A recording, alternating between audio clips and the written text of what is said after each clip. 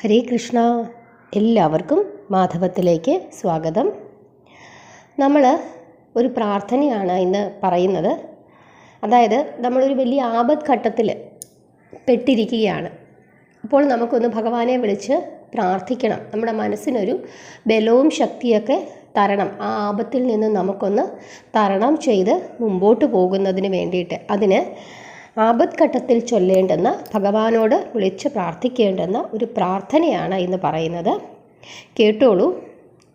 നമകോദണ്ഡഹസ്തായ സന്ധീകൃതശരായ ച ഖണ്ഡിതാഖിലദൈത്യായ രാമായ ആപന്നിവാരണേ.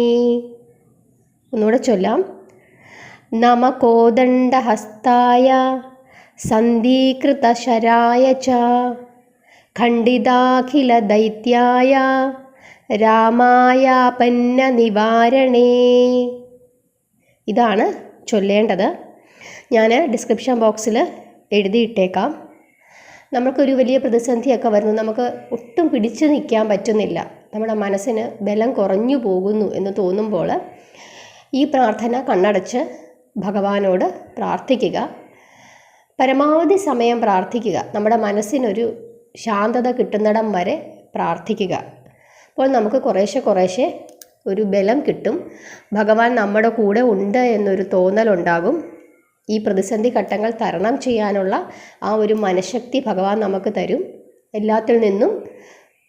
എല്ലാ ദുഃഖത്തിൽ നിന്നും ദുരിതത്തിൽ നിന്നും ഭഗവാൻ നമ്മളെ രക്ഷിക്കുമെന്ന ആ തോന്നൽ നമ്മുടെ മനസ്സിലേക്ക് കൂടുതൽ കൊണ്ടുവരുന്നതിനായിട്ട് ഈ പ്രാർത്ഥന നമ്മളെ സഹായിക്കും. അങ്ങനെ തന്നെ സംഭവിക്കുകയും ചെയ്യും. അതാണ് എല്ലാവരും ചെയ്യേണ്ടത്.